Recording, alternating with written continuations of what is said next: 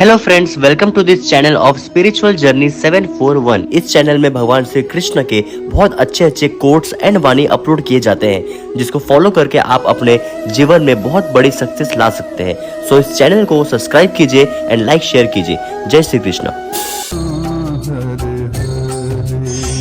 सूर्य को लगता है कि उससे अधिक तेजस्वी और प्रकाशवान और कोई नहीं, तो उसका ये अभिमान तोड़ने के लिए मेघ आ जाते हैं।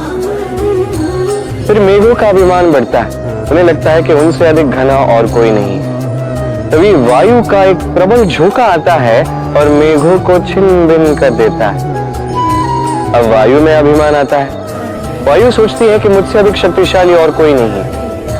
यही वायु का झोंका जाके किसी विशाल पर्वत से टकराता है, उस वायु का भी अभिमान चूर चूर हो जाता है। पर्वत सोचता है कि मुझसे अधिक स्थिर और शक्तिशाली और कोई नहीं, तो धरा भूकंप ला देती है और वो विशाल पर्वत चूर चूर हो जाता है। उसका भी अभिमान टूट जाता है। अब धरा में अभिमान आता है। धरा कहती है कि सब कुछ मुझ पे टिका हुआ है, मुझसे अधिक शक्तिशाली कोई नहीं। एक छोटा सा मूषक आता है, धरा में बिल बनाता है, भीतर घुस जाता है। धरा का भी अभिमान टूट जाता है। इसका तात्पर्य सरल है, इस संसार में अभिमान कभी स्थिर नहीं रहता। ये अभिमान टूटेगा। ये सांसारिक चक्र है। हमें अपने जीवन में अपने कर्तव्य निभाने हैं, अपने कर्म करने हैं, अभिमान नहीं करना। जो व्यक्ति इस बात को समझ जाता है वो ज्ञानी कहलाता है, और जो इस बात को नहीं समझ पाता वो आजीवन शोध प्रतिशोध मान अपमान इसी में उलझ जाता है। अब क्या आप इसी में उलझना चाहते हैं या आप ज्ञानी बनना चाहते हैं? चैन आपका। आइए और मेरे साथ प्रेम से कहिए राधे राधे।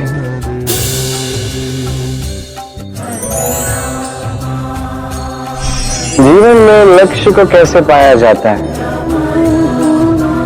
कोई कहेगा मित्र की सहायता से, कोई कहेगा प्रेम से, कोई कहेगा निरंतर प्रयास करने से, परिश्रम करने से, कोई कहेगा ईश्वर के आशीर्वाद से, आदि इत्यादि। मैं आपको समझाता हूं। जैसे त्रिलोक है, अर्थात तीन लोक है, जिसे संचालित करते हैं त्रिदेव, तीन देव। उसी प्रकार अपने लक्ष्य तक पहुंचने के लिए तीन भावों की आवश्यकता है। पहला भाव है स्वप्न देखना। आप स्वप्न देखना आरंभ करेंगे ही नहीं तो उसके आगे कुछ कर ही नहीं पाएंगे। तत्पश्चात आपको दृढ़ संकल्प से, चाहे मार्ग जैसा भी हो, उस पर चलना होगा। ये दूसरा भाव है दृढ़ संकल्प। और तीसरा भाव है इस लक्ष्य को पाने की यात्रा को पूर्ण करने के लिए प्रतिबद्ध होना। तो यदि आप स्वप्न देख सकते हैं, दृढ़ संकल्प से मार्ग चाहे जितना भी कठिन क्यों ना हो उस पर चल सकते हैं, और उस लक्ष्य को पाने की यात्रा को पूर्ण करने के लिए प्रतिबद्ध हो सकते हैं, तो आप निश्चित रूप से अपने लक्ष्य को पा सकते हैं। तो आप भी यही कीजिए और मेरे साथ प्रेम से कहिए राधे राधे।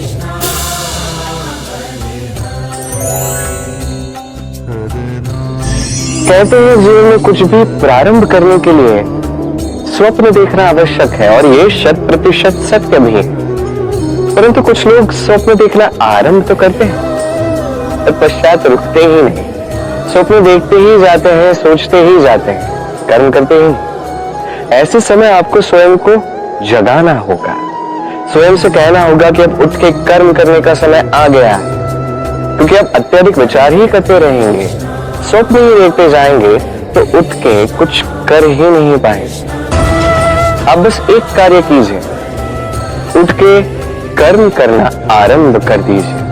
तत्पश्चात धीरे धीरे सोचते हुए अपने कर्मों को दिशा भी दीजिए और उचित गति भी दीजिए, क्योंकि यही सफलता का मूल मंत्र है। ना केवल कर्म करना बिना सोचे समझे, ना केवल सोचना बिना कर्म किए। सफलता का मूल मंत्र इस संतुलन में। तो यही कीजिए, सफलता को प्राप्त कीजिए और मेरे साथ प्रेम से कहिए राधे राधे।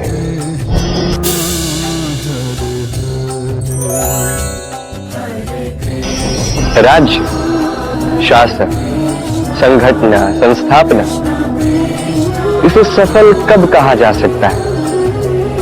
किसी विद्वान का यह कहना होगा कि तब जब चारों ओर शांति होगी, किसी के मन में कोई प्रश्न नहीं होगा, न शंका हो। पर मेरे विचार से ये अनुचित है। किसी भी राज्य के लिए, किसी भी शासन के लिए सबसे अधिक संकट तब आता है जब सबसे अधिक योग्य व्यक्ति या सबसे अधिक विद्वान व्यक्ति भी लोक दर्शक बन के बैठ जाता है।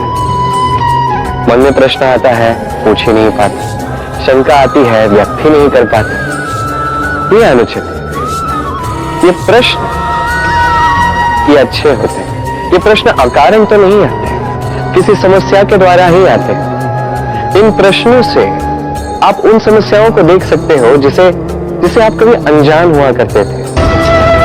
और जितनी समस्याओं का आप निवारण करोगे, उतना आपका राज्य, आपका शासन और अधिक श्रेष्ठ बनेगा। ये प्रश्न, ये शंका, ये आपको समाधान के डगर तक अवश्य पहुंचाते हैं। इसलिए ना ये प्रश्न अनुचित है, ना शंका व्यक्त करना अनुचित है, ना वो व्यक्ति मूर्ख है जो प्रश्न पूछता है, शंका व्यक्त करता है। तो इन्हें कभी दूर मत कीजिए, इन्हें अपना मत रखने दीजिए। जब सभी का मत एक मत हो, तब निश्चित रूप से कहा जा सकता है कि ये राज्य, ये शासन, ये संस्थापना सफलता के शिखर पर है। तो आइए और मेरे साथ प्रेम से कहिए, राधे राधे।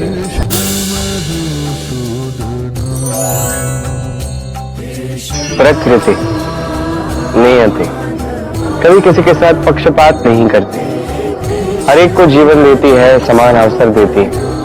निर्भर उस व्यक्ति की प्रकृति पर करता है कि वो उसका किस प्रकार लाभ उठाता है, उसके चयन पर निर्भर करता है, दृष्टिकोण पर निर्भर करता है, उस पर निर्भर करता है कि वो कितना सकारात्मक है, कितना नकारात्मक है। दो प्रकार के लोग होते हैं। कुछ ऐसे लोग होते हैं जो हर दुविधा में, हर कठिनाई में, हर विपदा में अवसर निकाल लेते हैं, और कुछ ऐसे लोग होते हैं जो हर अवसर में कहीं ना कहीं से कठिनाई ढूंढ निकाल लेते हैं। अब आप क्या चाहते हैं?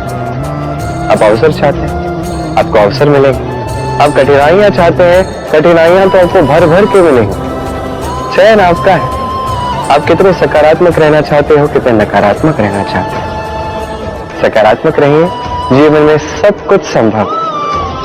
आइए और मेरे साथ प्रेम से कहिए, राधे राधे।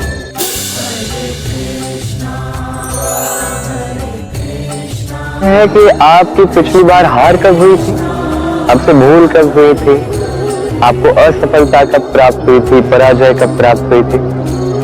नहीं, फिर तो आपने अपने जीवन की सबसे बड़े शिक्षक को खो दिया। आपकी पिछली हार, पराजय, भूल, यही आपके सबसे बड़े शिक्षक, सबसे बड़े सहायक। यही आपको सिखाते हैं क्या करना है, क्या नहीं करना। ये प्रकृति हमें क्या सिखाती है, ये समझने का प्रयास कीजिए। ऐसा कौन सा दिन है जिसकी रात नहीं होती? ऐसी कौन सी नदी है जो नहीं सूखती? ऐसा कौन सा वृक्ष है जिसके पत्ते नहीं झड़ते? होता ही है। किंतु यदि सूर्य हार मान ले तो रात्रि के पश्चात कभी प्रकाश वो दे ही नहीं पाएगा। यदि नदी हार मान ले तो वो पुनः वर्षा करवाने में कभी सहायता कर ही नहीं पाएगी। यदि वृक्ष हार मान ले तो वसंत ऋतु में ना वो नए पत्तों को जन्म दे सकते हैं, ना ग्रीष्म ऋतु में वो छाया प्रदान कर सकते हैं।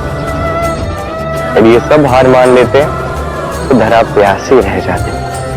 प्रकृति हमें यही सिखाती है, हार, असफलता, पराजय ये हमारे जीवन में आएंगे ही आएंगे, और हमें सिखाने के लिए आएंगे, हमारे हित के लिए आएंगे। तो अपना दृष्टिकोण भी वैसा ही रखिए। तो सकारात्मक दृष्टिकोण से इसे देखिए, अपनी हार से, अपनी पराजय से सीखें और जीवन में आगे बढ़ें। विजय निश्चित रूप से आपकी होगी, और जब होगी तो मन प्रसन्नता से कहें, राधे राधे।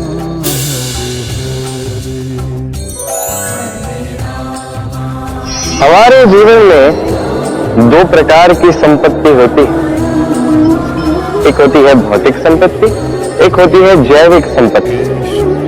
धन, संसाधन, सुविधाएं, भोजन, ये सब भौतिक श्रेणी में आता है। व्यक्ति, मित्र, परिवार, हमारे अपने संबंध जैविक श्रेणी में। अब हर एक मनुष्य के लिए इस विभाजन को समझना अत्यंत आवश्यक है, क्योंकि सामान्यतः दो प्रकार के हमारे व्यवहार होते हैं, या तो हम प्रेम करते हैं या तो हम उपयोग करते हैं। और सबसे बड़ी भूल तब होती है कि हम समझ ही नहीं पाते कि प्रेम किससे करना है और उपयोग किसका करना है। हम भौतिक संपत्ति से प्रेम कर बैठते हैं और उपयोग करते हैं जैविक संपत्ति का, जबकि अनुचित है। जैविक जीवों से प्रेम कीजिए और भौतिक संपत्ति का उपयोग कीजिए। जिस दिन आप में विवेक आ जाएगा कि किससे प्रेम करना है और किसका उपयोग करना है, उस दिन आपके जीवन में केवल शांति ही शांति हो, और तब ये मन प्रसन्न होकर कहेगा, राधे राधे।